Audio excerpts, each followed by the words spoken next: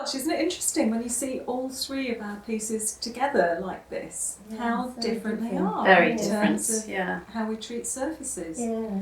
What about yours, Sally? Because yours is...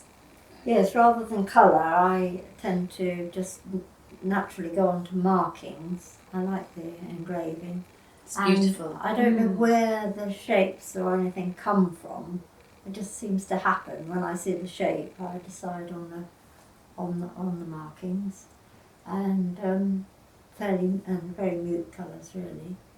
Only very occasionally I go into brighter colours, like when we've been on holiday in the Caribbean. I suddenly wanted to do bright colours.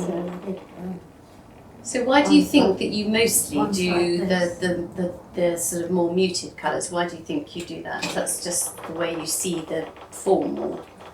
It must be, yes. I have trouble if I just concentrate, which I always do, concentrate on the form, and then I tend to be lost about colour.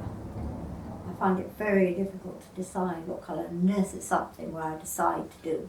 So that's very, very different, isn't it? Yes. And there again, the shapes just come. But otherwise, I instinctively carve and make shapes and markings that hopefully suit the form. So that's when you've been to a hot country then, is it? Yeah. Okay. But the markings, I mean, maybe you don't see it, but they are very much like your bird markings, aren't they? Do you think they come from that? Yes, I think they must do. I don't consciously do that, but this one I suppose is slightly bird shaped too, isn't it? And feathers maybe. Yes. And the other one. Oh, it's lovely. It's really beautiful. Really well, I love colour actually, and I do the barks, which are very muted, as you know. But I do love colour, and these are part of a series which I did about the seasons. And so what I wanted to do was to use colour to illustrate the seasons rather than form or shape or anything like that. So, for example, in this one, which is the summer one, I've used the gold leaf, and this is, I don't know if you can see in the camera, but this is a very rough glaze here, and this is like sand or something, and this one here is a very glossy blue. And so for me, part of the way of extrapolating the idea of the seasons is just to use the blocks of colour and the lines rather than anything glazing it all over or trying to make it sort of autumn shaped, for example. And here I've used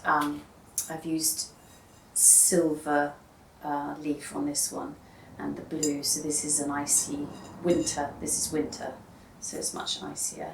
But then you're muted here, aren't you? So yes, and I have deliberately not used colour, I think, because I think what I want people to concentrate on is the lettering and the shadows that it casts, and to use that as the decoration, as the form. Well, it is the form, but also it's the absence of colour, I think, makes you concentrate on the lettering more. So. Yeah. And so I do use some oxides where I've used raised text because then you see the lettering in relief. And I have used some stains in the slips and created sort of series in different colours, but they are all muted colours, I think, which is it surprised me in some ways, because I do like colour, but I just felt that these pieces, that's what worked. Yeah.